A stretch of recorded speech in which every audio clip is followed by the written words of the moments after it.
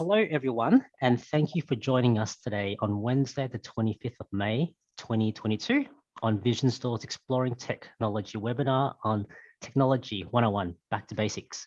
My name is Tony Wu, and I'll be one of your co-hosts, and I'm joined by my fellow colleague and AT guru, David Woodbridge. I'd like to begin the session by acknowledging the traditional owners of the land on which we meet today. I'd like to pay my respects to elders past, present, and emerging. This webinar is recorded for those who cannot stay for the entire session, and you can access the recording later by visiting our Vision Australia YouTube channel. This is an interactive session, so please submit any questions that you may have throughout the session by using our chat box. For those that use a screen reader, you can access the chat function through keystroke Alt-H or Command-H if you use a Mac, and we'll answer as many questions as we can throughout the session. Welcome, David. Good morning, good afternoon, and good evening, depending on if you're listening live or watching on our YouTube feed. So, as Tony said, today we're looking at a bit of a Assistive Technology 101, and it's also going to include, of course, a bit of mainstream stuff as well, because we know these days that a lot of the technology that we can use as blind and low vision people are also accessible in their own right as well. So, I thought I'd start off with, the good old traditional stuff first, and we'll talk about the computer, i.e. Windows and Mac. And then we'll wander off into some connected stuff that you connect to both those computers, such as Braille displays, Braille embossers, that sort of stuff. Then we'll talk about phones, smart technology, video magnifiers, optical character recognition, all that sort of stuff. But I sort of wanted to break it down into sort of rough categories to give you a bit of framework to hang this stuff off. So let me start off with Windows first. And of course, Microsoft is now up to Windows 11, and the built-in accessibility options for Windows, of course, like all operating systems, are based in settings accessibility. And the main ones that I guess we're concerned with as blind and low vision people is the Windows Magnifier, which is extremely good these days in Windows 11. And also the built-in screen reader, which reads out to your screen if you're blind, which is Narrator, and that's actually a very good screen reader these days. If we then look at third-party or screen readers that Microsoft does not develop themselves, then of course we have the free screen reader, which lots of people around the world are actually now using. And that's particularly if you're finding that Narrator itself, the built-in screen reader, doesn't give you enough power. So NVDA, which is a open source screen reader, it's available to anyone, will work beautifully on Windows itself. And of course, NVDA stands for Non-Visual Desktop Access. So we sort of pop from the built-in screen reader Narrator, the third-party screen reader NVDA, and then we leap up to the commercial screen readers, which you can get demos for, but for which you have to pay. And of course, the most known one of those, I guess, is JAWS for Windows, Job Access with Speech. And the other one, which is actually very, very big in the United Kingdom, is called Dolphin Supernova. And that's another extremely good screen reader that we're also tending to use here at Vision Australia. So there's sort of the main screen readers. Now, there are several screen magnifiers also available for Windows. So I've already mentioned the fact that we've got the built-in Windows magnifier. And then we jump up onto the commercial screen magnification software. So the main one that's been around for, I'd like to say, donkey's ages, since I started work back in 1990, is of course ZoomText.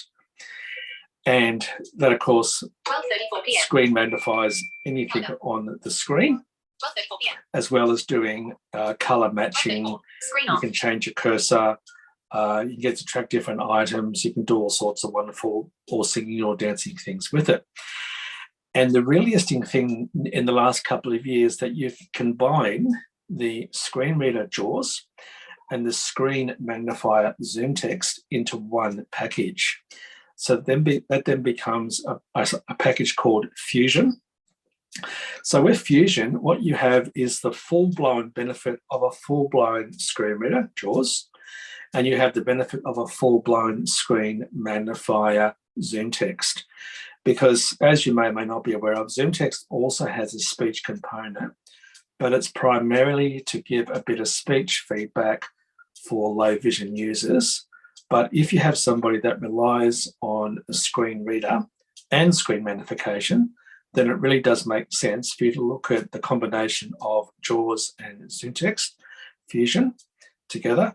And also you can look at the same deal with Supernova. So Supernova can be configured so that you get both a full screen reader and a full screen magnifier.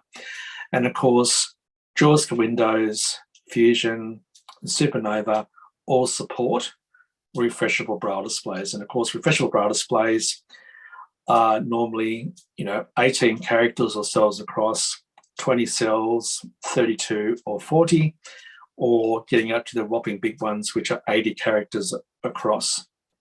And they link up normally to a computer via the USB port, or mainly these days via Bluetooth. And as I said, all the major screen readers, including Narrator and of course NVDA, support Braille displays. And just to give you a bit of a look at what Braille display looks like, this is my one that I use all the time. And this is called the Q Braille. And what this allows me to do is to connect up to 6 different devices. And then I can switch between my computers here I've got on my table. So I can switch between my iPhone, my Android device, my iPad, my Surface Pro, and so on, or by just using some keyboard combinations. And of course, this is the Braille display on the bottom here. And at the moment, it's showing everything going on in the Zoom meeting. Because I've got sound and voiceover muted, and it's coming up on the Braille display. So it's actually quite handy that I can sort of read what's on the screen in Braille, not having to worry about speech also reading at the same time. The main OCR program, and again, this is an assistive technology one that most people seem to use on Windows in particular, is called OpenBook with the Pearl camera. So OpenBook. What does OCR mean? Sorry, that was my bad. Good, thank you, Tony. OCR is optical character recognition. So that's where the camera, in this case, the Pearl camera, takes a picture of the physical page and then translates that image or photo into text that then you can read with your screen reader or also read with your screen magnifier. So OCR, optical character recognition.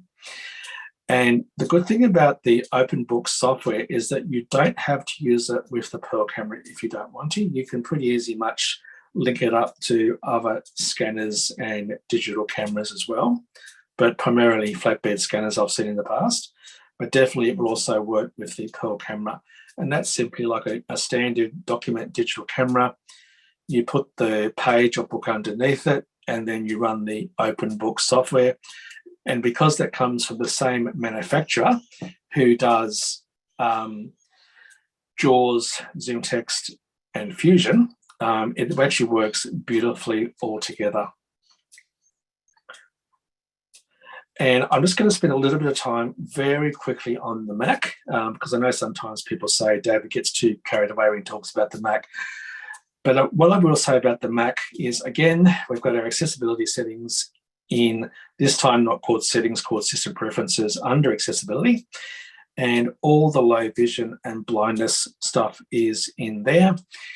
And the main screen reader for the Mac is called VoiceOver, and it's a similar screen reader to what you would find on your iPhone, iPad, Apple Watch, and of course, Apple TV. VoiceOver also supports all major Braille displays, again, via USB or Bluetooth. Now, the only thing that I've heard people talk about large print and screen magnifying with the Mac is that unlike Zoom Text and Windows Magnifier, if you start to increase the magnification level on the Mac, Above a certain level of magnification, it starts to pixelate the screen. So the icons and the text, as far as I understand as a blind person, tends to break up a little bit. Not too bad, but you can notice it. So if you're a low vision user and you need screen magnification, I would urge you to go and have a look at a screen first before you make any decisions on purchase. But keep in mind, it's not just screen magnification that you find in both Windows and the Mac.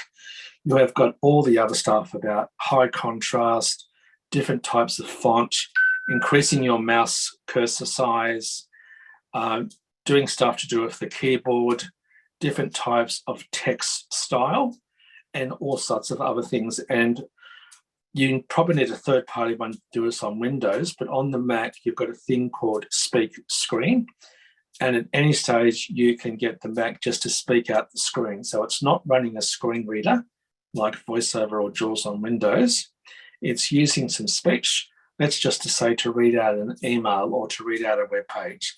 So again, with low vision, if you get visually fatigued, that's a really nice one to use. Let me move on now to talk about, and we've already talked about refreshable Braille displays to do with both Windows and the Mac. I've mentioned the OCR, the Open Book, and the Pearl digital camera. The other thing I want to mention, particularly to do with both operating system, both Windows and the Mac, remember that you can also get large print keyboards. Because I know back in the day, we used to always say, you know, particularly if you're blind, you need to learn how to touch type. But I know lots of my friends who are low vision don't know how to touch type. They always peek at the keyboard. And you can get a really good range of, quote, cheap keyboards. And I'm talking about, I think Tony there's talking about $15 from the Vision Australia store. But you can get them on black and white. Thank you. White and black and yellow and black. And they're simple to use USB keyboards. You just plug in the USB port and Bob's your uncle, off you go. Now, I always say to people that if even you're using a Bluetooth keyboard with your computer, it's always nice to have a backup of a USB keyboard, because if the wheels fall off, the Bluetooth keyboard stops working for whatever reason, at least you've got a backup. And remember, you can also get tactile lock dots, LOC dots, or you can put Velcro on your keyboard for navigation. And you can also get stick-on labels. So if you've got a really favorite keyboard that you want to keep using all the time, then you can mark that keyboard up to being tactilely accessible. So that's another actually really, really good one to do as well. The actual keyboard that I'm currently using at the moment is this one. And this is I won't go into the particular model name, but this is a Logitech Bluetooth keyboard. So this allows me to switch between my Surface Pro, that's behind me with the camera here, my iPad, and my Samsung Z3 Flip mobile phone. And the reason why it's got this long slot at the top of the keyboard is that if I want to put my Surface Pro in there, for example, and use my Surface Pro as almost like if it was a desktop, then this slot will hold it, because this keyboard is actually very, I want to say hefty. It's a fairly heavy keyboard, but it's actually also really good to type on. So I can use this as my Bluetooth keyboard for anything that I can connect a Bluetooth keyboard to. A couple of other things, of course, you connect to your computer, i.e. Windows or Mac, of course, are embossers, which are basically Braille printers. And they work extremely well, easy to use, particularly when you, of course, use them with Braille translation software. And what Braille translation software does, it takes a document and then converts it into the appropriate type of Braille, and then it sends it out to the embosser/Braille printer. And of course, the famous one of all, the commercial one of all those, is called Duxbury Braille Terminal. And again, that's been around since Dockey's ages. I think it was back even in the old DOS days. And the other one, which is a free one, which is from the American Printing House, is called Braille Blaster. And again, they work with a wide range of embossers. Now, one of my favorite embossers just happens to be the Mountbatten Brailler. And the really cool thing about the Mountbatten Brailler is that it's a Braille embosser that you can link up via Bluetooth to your computer or smart device. You can also use it as a mechanical Braille typewriter, as in the old Perkins Brailler. You can also plug in a keyboard, type in the keyboard in quote print, and of course it comes out in Braille. So it does all sorts of 101 things, and it's an absolutely fantastic unit because you're almost getting, several in one device with just straight Mountbatten. And if you want to check that out, you can certainly, have a talk to Quantum, and they can demonstrate particularly the new one, which is actually really, really cool. All right, so that's enough to do with sort of connected computer devices. Let me go on to a bit more to do with accessible phones. So we're now moving on from computers, stuff you can connect to your computers, and now we're moving on to phones. And the phone that I want to show you up front is this one. And this is the Blind Shell Classic 2. I just wish they would have chosen a different name for it because, yes, it does talk everything on the screen, but it's also got large print and larger fonts, easy to use screens, and it's got a very clear, it's got, black characters on the white keys on a red background in the case of this phone. There's no touch screen. It's a simple keyboard to use. You can voice dictate all your information. You can start up all your applications on the phone itself with voice. And really cool, it's actually got a built-in FM chip. You just plug in a pair of headphones to use it. And then at the top here, it's actually got a flashlight.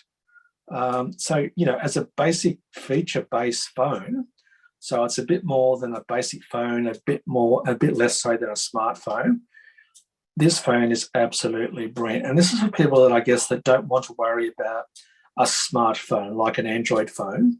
They want to have a basic phone to make and receive phone calls, send and receive text messages, maybe keep a few notes, maybe listen to a bit of an FM radio or online internet radio, play some games, listen to some podcasts, even access the Vision Australia library. Again, it's a really useful phone. So that's the Blind Shell Classic 2. And then if we come to the Android side of smartphones, here in my hand, I've got, again, now I've got a really bad habit of saying everything's my favorite, but I'm going to keep saying it. This is one of my absolute favorite Android phones. I bought this year, and this is the Galaxy Z Flip 3. So it's a flip phone. And the really nice thing about this, now of course it's not going to work at the moment, but if I open the phone like that, calendar, today 12:30 p.m. I would answer an incoming phone call. If I closed it like the old flip phones of yon years and close it like that, device screen off. I've hung up the phone call. I don't need to press any buttons on the phone, don't need to touch the touch screen, no, nothing. And the other really cool thing about this phone is that it's got a little screen here that I can access my notifications from without even having to open the phone up. This little button on the side is not only my Bixby button, which is the voice recognition button for Bixby, but it also allows me to unlock the phone with my fingerprint, which is actually very nice. And I've got this linked up both to my Windows computer and via a third-party application to my Mac, but I primarily use it in its own right. So again, it's a way of me keeping up to date with and I use Windows and Mac for the same thing, my calendar entries, my reminders, my email, my documents that I'm writing for work, anything that I can do across Windows, Mac, iPhone, iPad, I can pretty much do on my Android device. And of course, for us Braille users, Braille's also supported, probably not as well as on the iPhone and the iPad, but certainly to a good amount. And I can also use a Bluetooth keyboard, like I've said previously, with my Android device, with that Logitech keyboard I showed you before. And if you just want to know for reference, The screen reader on Samsung phones, including generic Android now, is just all called TalkBack. There's no voice view anymore. It's now just straight TalkBack. And of course, the screen magnifier on Android works absolutely beautifully. So that's my favorite Samsung Z Flip 3. David, Yes, sir. question. How much roughly is your flip phone, the Samsung one, roughly? Okay, this is the bad news. It's a horrendously expensive phone. I got this on a plan over 3 years. So if I would have bought it outright, it's $1,600 for it. Whereas if you look at the blind shell is about, I want to say about $750. If I bought $790, sorry, and if I bought a standard iPhone SE, I think that sets us back about $749 or something like that. But it's getting up to the same prices. Like if I went out and bought an iPhone 13 Pro, you're getting up to that same level of expensiveness. And there are other flip phones around that are also very basic, like the blind shell, that I'll get Tony to talk about in a tick. The other one that I wanted to mention is, and we do recommend from Vision Australia, that if you're into smartphones and you'd like not to get a Samsung because they're too expensive, but you want to get another, like a Pixel phone or another phone that's a lot cheaper, there is some software that you can put on the phone to keep you extremely productive for, home, education, and work, and that's called Synaptic. And that's SYNAPPTIC, and that's like a talking interface to quite a lot of applications in the Android phone itself. And that software, I want to say, Tony, retails for between $700 to $800. Roughly, give or take. Yeah. Okay. So that's not a bad one either. I guess the only thing to be aware of is that you're using a software interface on top of Android, but you can exit that and get the full functionality of the Android phone. The only phone I would not suggest you buy, and I'm pretty sure the name of it is called Optima, particularly with TalkBack, because I've had Optima phones in the past, and for some reason, this TalkBack, the screen reader, doesn't work properly on them. It sort of reads most things, but when you're up and down, and in particular, it doesn't seem to read what you're arrowing through with your finger flicking up and down on the screen. The next type of phones I want to talk about is primarily for low vision users. So we've gone from blindness related and also low vision phones to low vision now phones. So Tony, can you talk about our new range of Olitech phones that we've got now? Sure, David. So with the Olitech phones, you'll be familiar with the Flip, the 4G. So they have a new model of it coming out very soon, which the Vision Store will be selling later during the year. And that's the Olitech 4G flip phone. So basically it has a number style keypad and a nice large screen. Screen off. And the number keypad, it talks to you. So when you push or you want to dial a number, the phone will speak the number to you as you're dialing the phone. And some of you might be familiar with the Olitech EasyMate, which was their very first Olitech phone that was launched back in 2000 and I would say 16, 17, just before when I started working at VA. And that's sort of like your brick style phone where you have the screen at the top and at the bottom you have the keypad.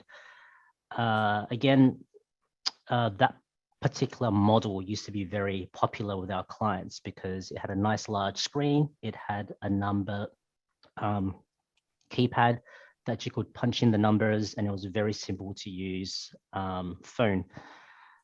And then we also have the Olitech EasyTel, which is a desktop model mobile phone. So think of it as a corded phone, but it has a nice large LCD screen, and you can insert a SIM card into the EasyTel phone, and the number keypad has like larger buttons, so very simple to use. The Olitech phones, they all have large button, which makes it easy to dial, and a nice large screen, so ideal for those that have low vision.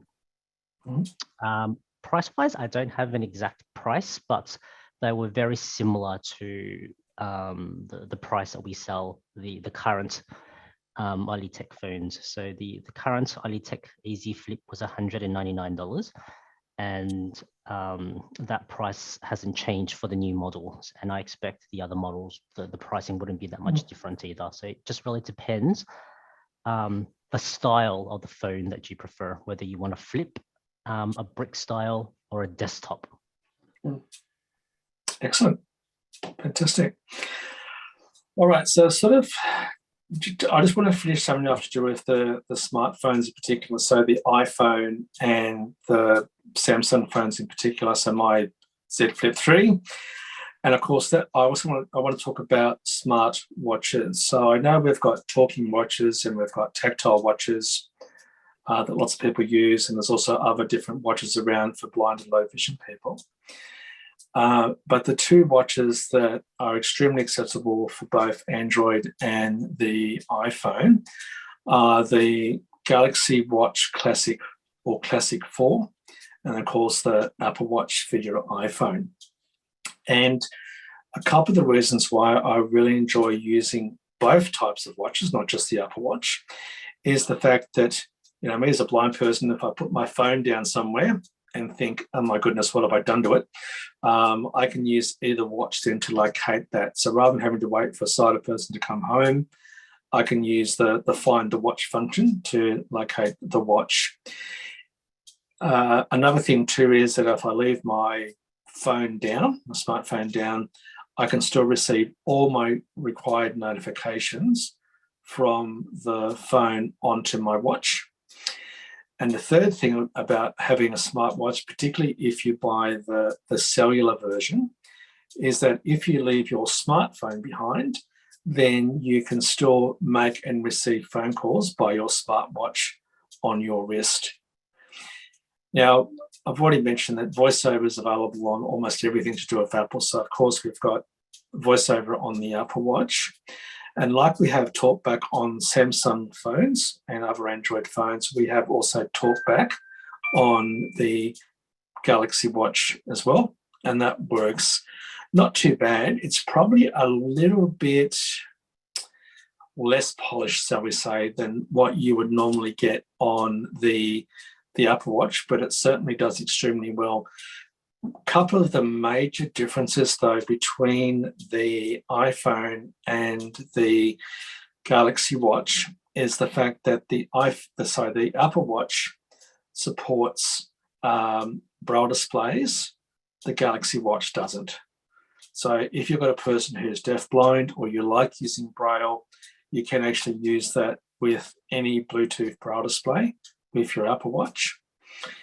So that comes in quite handy. And I can also use, and I haven't tried this on my Galaxy Watch, and it may work, but you can definitely use a Bluetooth keyboard via a Braille display with your Galaxy Watch, with your Apple Watch as well. So I'm not saying that you can use a Bluetooth keyboard, but if you buy something like a refreshment Braille display with a keyboard like my Q Braille or the Orbit Writer, which is a Braille input keyboard without a Braille display, then you can navigate to your heart's content using the Apple Watch. So I guess what I'm saying at the end of the day, if you're an Android user, you can still get a lot of functionality for both home and work if you need to catch up with notifications, reminders, telephone calls, all that sort of cool stuff with the Galaxy Watch.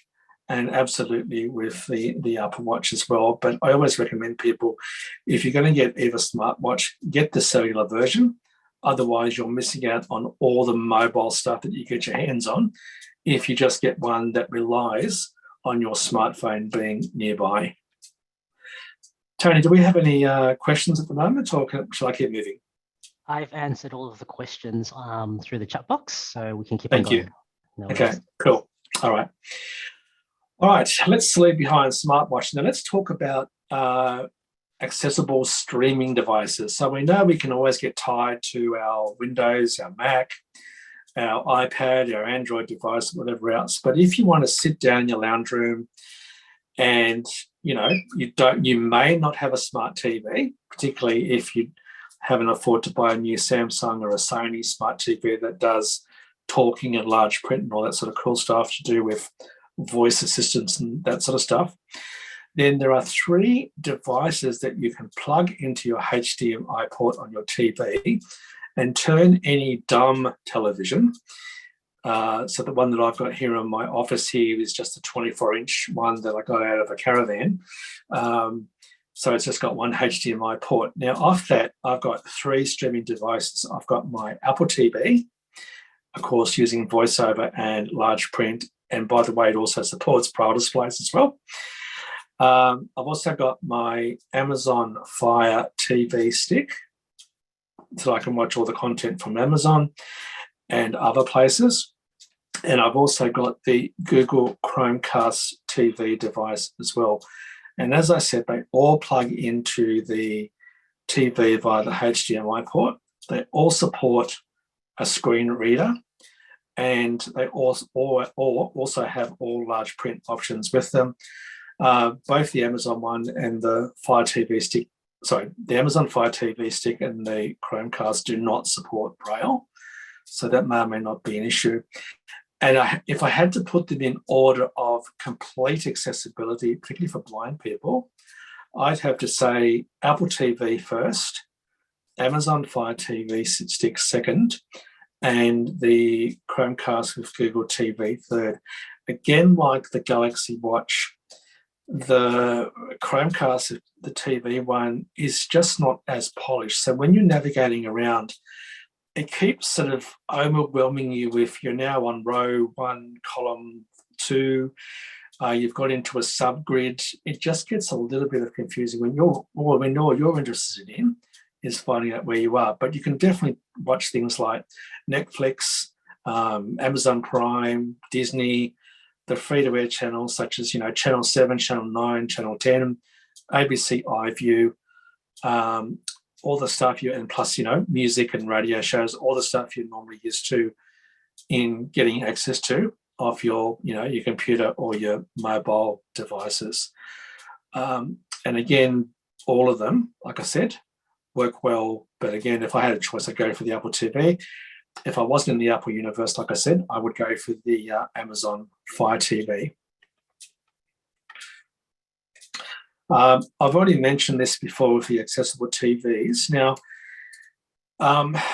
if you've got an accessible TV, so for example, I bought my Samsung TV in 2015, and you would think, once you've got a smart TV, you've got a smart TV. Just keep in mind that particularly the software for accessibility that's built into smart TVs may or may not get upgraded in that particular model, so that when that model quote becomes obsolete, then you're stuck with the accessibility options about how far, voice view or screen magnifier went in that particular model. So for me at the moment, I'm effectively, let's say, at least 4 years out of date. So if somebody shows you an accessible smart TV back from 2015 or 17, I wouldn't be put off when they say, oh, no, look, it doesn't work well with Netflix or whatever else. What they're really saying is that the screen reader back in the day didn't work too well with those applications. So I always urge people to have a look at a current Sony smart TV or a current Samsung TV, and then you should be fine. So I'm currently here waiting with bated breath for my old Samsung TV to wander off, and then I can get a brand new one. But like I said, if you don't want to spend the money on a full smart TV, then you can't go wrong with an Apple TV, an Amazon Fire TV stick, or the Google Chromecast. All right, now I've sort of left this one to not really last, but I just want to remind people about, and again, I'll keep this brief because not everybody's a Braille user. But there are Braille displays coming out now that are in between a Braille display, so like the one I showed you with the Q Braille, and a full Braille note taker. So, for example, things like the well-known Braille Note Touch and the Braille Sense and so on. And these are called hybrid Braille displays. So what they tend to do is they have little applications such as calendar, stopwatch, timers, and so on inside them. But interestingly, there's also this really interesting 9-line by 360 cells in total. So 9 lines by 40, that it's basically an electronic e-Braille reader. It's called the Canute 360, so CANUTE. And it's really good for reading tabular information such as calendars, spreadsheets, because you can literally read down the columns. So that's actually pretty amazing sort of stuff. So if you're a Braille user and you want to check out the Canute, then Quantum sells that. And I think you'll be pretty pleasantly surprised. The other thing I also wanted to mention was that probably, I think in 2000 and let's say next year, 2023, there'll be a new line of graphical Braille displays. So up until now, to get graphics coming up on your Braille display was very hard. Well, now there's a company particularly working with Apple called Dot, and they're working with Apple, and this is a similar project to what the American Printing House for the Blind's doing. And that is being able to get graphical information from an image onto this sort of membrane style tablet, if you like. And the software's got complete control over how far the Braille cells come up and down and so on.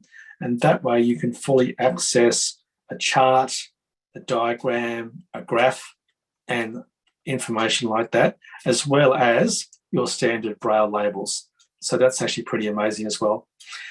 Tony, how are we going for time, mate? We are 23 minutes. 23 minutes to go. Excellent. Yes. Good. That's good. I was going to say, I thought you were going to say it's 1:23.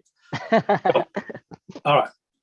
So getting back to being sort of, all cool and being productive, because at the end of the day, I find the more options I've got to get my hands on, the more productive I can be at home. If I was going back to uni again or at work, the more option I've got to access information, the better off I am. So at the moment, I've said that I've got a Surface Pro, I've got my iPhone, I've got my Android device, I do have my Braille displays. Now, by the way, all this stuff I've gained over the years. I haven't bought them all at once. In fact, one of my Braille displays that I'm still using, I bought back in 2004. So none of this stuff came overnight, but I've just added onto it as my needs of what I want to get access to growing. And, luckily at the moment, if one of my Braille displays goes down, I have a second Braille display to use. So you probably haven't noticed me doing this, but I've actually got my notes in Braille today, and I've actually been reading those Braille notes as I've been talking. So getting onto it, a couple of extra little devices I want to talk about. This particular device I've got in my hand, holding it up the right way. This is the Victor Trek. So this is a talking GPS system. And yes, I know that your iPhone and your Android device have got GPS apps in them that you can use. But this also means that when you want to navigate, all your navigation is taken up by this separate device. And I find this one's particularly useful if I'm traveling interstate or between, where I live between Sydney and Gosford on the Central Coast, because I'm not churning up the battery in my Android device. So again, it comes in very, very handy. And of course, being a Victor Trek, it's effectively got a Victor stream or a Victor Reader stream built into it. And of course, the Victor Reader stream allows you to record notes, access a range of different document types, including Word, allows you to play podcasts, MP3 files, access the Vision Australia library, and of course, listen to a wide range of other DAISY style books as well. So again, sometimes if I want to read a document, I'll have it on this because again, it's taken all the stuff off my Surface Pro or my Android device, and I can just read it on the Victor Trek. Now, if I don't need, a talking GPS and I just want the Victor Stream, I bought this before the Victor Trek came out. So this is my Victor Reader Stream. And so there's no GPS in it. Like the Trek, it's Wi-Fi compatible, so I can download all my content. The one thing I didn't mention on the Trek, I can listen to, internet radio as well if I wish. So again, it's one of those, quote, custom blind devices that I've always thought it's one of the ones that I personally don't mind buying because it's such a flexible unit. The fact that you can read documents, record notes, play notes back, listen to music, access podcasts, access Daisy books, access internet radio content, that's not bad for such a small little device.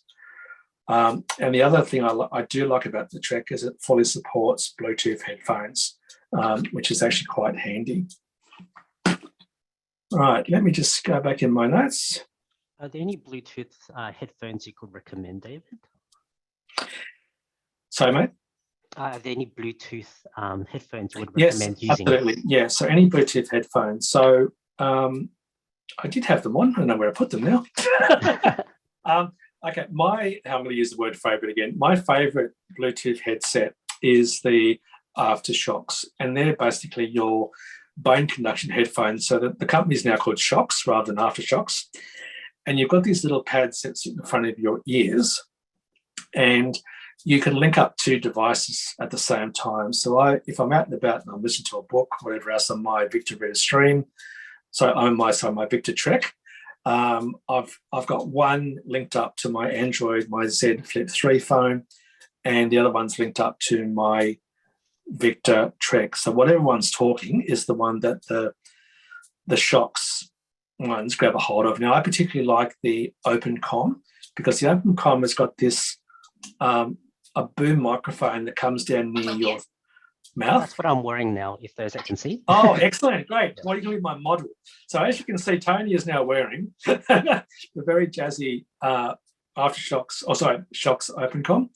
And the quality of the audio, even when you're talking now, Tony, you sound very clear. You wouldn't know in a way that you're actually using a Bluetooth headset. And because you've got the little pods, if you like, on your cheekbones, transmitting it through your cheekbones, it leaves your ears completely free. So I find them for orientation, mobility, working in the workplace. So I have two of these. I've got another pair that's linked up to my Surface Pro, which means when I'm in an office, I can still concentrate on my screen reader that's speaking to me via the headset, i.e. JAWS, NVIDIA or Narrator. But if anybody's talking to me in the office, I can also hear them. And the other really nice thing is that when I pick up my telephone handset on my smartphone, I can also listen without having to take my headset off. I can just hold the phone to my ear and off I go. So that's actually pretty amazing as well. I want to talk about some orientation and mobility stuff. So we all know we've got our good old-fashioned, I was going to say white cane, but you get them in multiple colours now. Some electronic devices that you might find very handy. So you can still get your hands on what's called the buzz clip. And that's a device that you can attach to clothing or your belt. Or if you're lucky enough to find one somewhere in the internet, you can also, or used to be able to get a clip for your cane to attach it. And it's a sonar device. So it basically sends out a pulse, comes back and vibrates, and you can tell how far you're away from an object. So that comes in very handy. And of course, the one that Vision Australia is about to start selling soon is called the Smart Cane, the WeWalk. And that's effectively a handle, which is the WeWalk that contains the sonar unit, screws onto a cane via a screw. And then the whole device is, I guess, then called your WeWalk.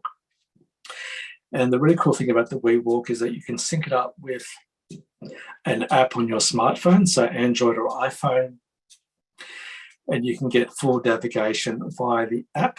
And of course, if you're also then using your Shocks OpenCom headphones, you can not only hear what's happening on your iPhone or Android device, but also to what the WeWalk app is also telling you. And you can also access the WeWalk touchscreen. In fact, I've actually got the WeWalk. I've got mine on here. Let me just grab it.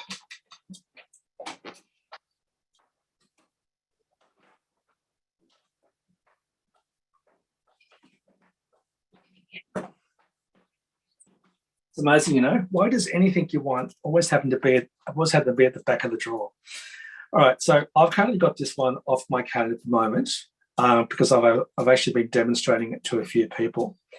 So in the front of it here, this flat area is the touch screen, and I can flick up with one finger to turn the vibration on, the sonar on, flick down, turn it off.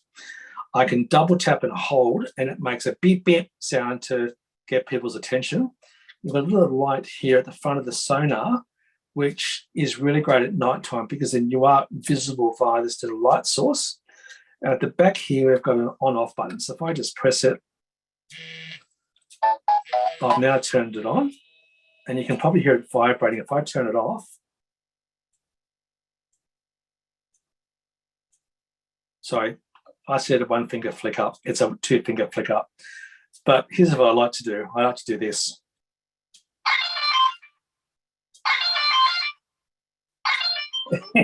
That's just to get people's attention. And normally when you're holding it, there's a couple of ways you can hold the cane because it really is shaped like, I almost feel like it's like a golf stick handle. So when I hold it myself, I've got my thumb on this little indent here where you can put your thumb to support your hand. Okay, or you can hold, sometimes you can hold it that way, but it depends on which way you want to hold it. But this touch screen not only works in its own right, but you can also use it to navigate the app that's running on your Android device or your iPhone. So very, very handy. So this one actually does work extremely well. And I like using it around my neighborhood and, you know, finding poles on railway stations and that sort of stuff. So again, that's the WeWalk. And here at the bottom here, you can see the lovely big hole, which I would then screw the screw that's attached to the cane, and the whole unit then folds up quite nicely. In fact, when the cane folds up, it's just the same width as the handle. So you don't have any sort of cane sticking out and being really uncomfortable to hold it. And normally with this lanyard at the back, you can just wrap it around and hold the cane in place. And right at the back here, there's a micro USB port that you can use to charge up the device. And again, you've got different settings, and I like sometimes turning it like that so it's sideways, which means my sonar is pointing off to the side. So when I'm walking down, let's say in Sydney at Strathfield Station, and it's vibrating, I know that I've got the brick wall next to me beside the ramp.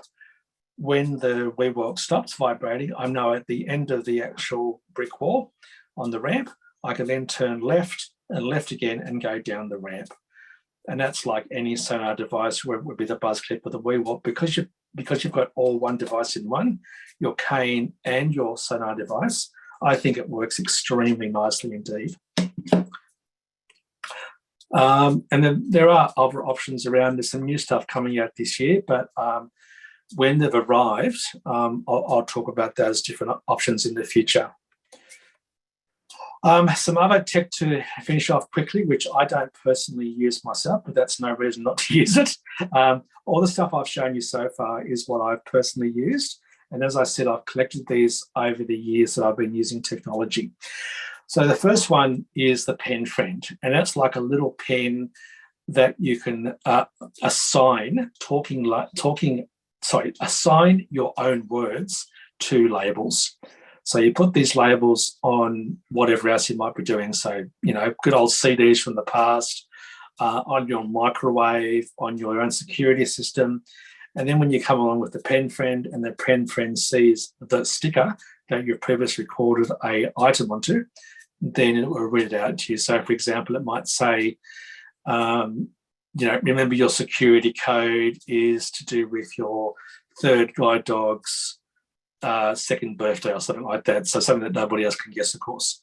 Or you might say, remember for the washing machine to get to the cycle to do sports shoes. You press the power button, press the function key button 7 times when it beeps, and then press start and off you go. So just little things like that you wouldn't normally keep in your head.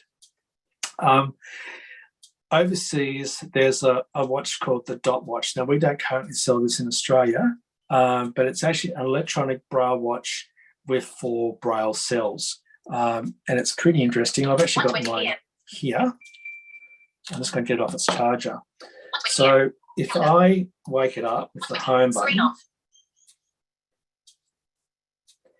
I've actually got the time here in Braille on the little 4-cell Braille display. So here I've got 0122.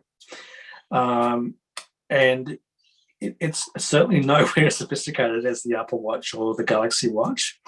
But if you want to be able to read the time, do timers, do stopwatch, have built-in memos, maybe somebody's phone number or your credit card number or expiry date, and being able to also find where your smartphone is, Android or iPhone, this one works really nicely. So that's the Dot Watch, and of course you can buy that from overseas.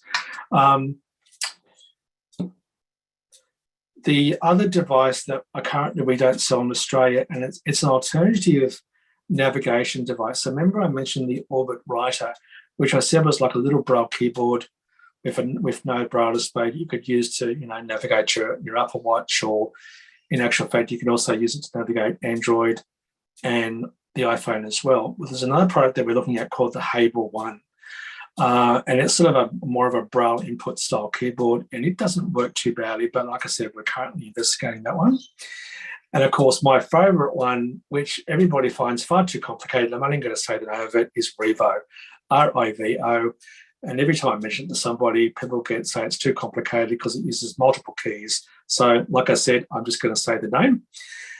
And of course, don't forget that we've also got our video streaming services. So if you're working at work and you get stuck with a print document, or for some odd reason the display on the printer has gone bung and you don't know why it's not working because you swear you press the tactile button, remember services like IRA, A-I-R-A, which is a paid service, or the voluntary-based one, which is called Be My Eyes.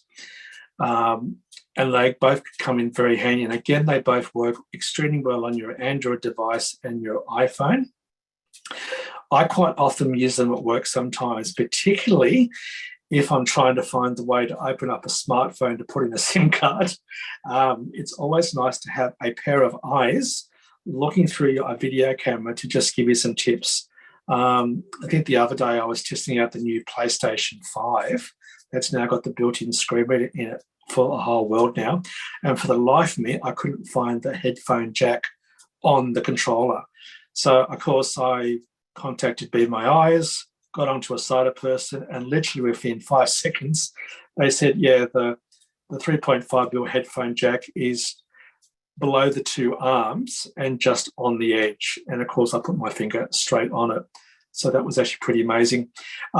If you're a person who doesn't really want to get to all this technology stuff, and let's say, for example, you just want a reading machine, then think about things like the Clear Reader or the Read Easy. Clear Reader's from Quantum, Read Easy from Humanware, and it's just where you can pop a document down, press a button, and hey, presto, have it read to you. And just finally, Tony, do you want to finish up by just giving us a quick run through of some of the video magnification options we've got at the moment? Sure. So I guess it really depends on how portable you want the unit. I will talk about the electronic magnifiers, and they do come in various screen size. So we have the Clover 3, which has a 3.5-inch screen size, and that one is very simple to use. You have your reading material, and just think of my phone as the Clover 3. You have it lying flat on the actual reading material, so you just glide it along, and it allows you to do what we call spot reading tasks. So finding the exact information on a document or an object that you want to be able to read. For example, when you're out shopping, you want to look at price tag information or nutrition information on food packaging, or medication, the dosage instructions. Or if you have a bill, you want to find out who the bill is from, the due date, and how much it is.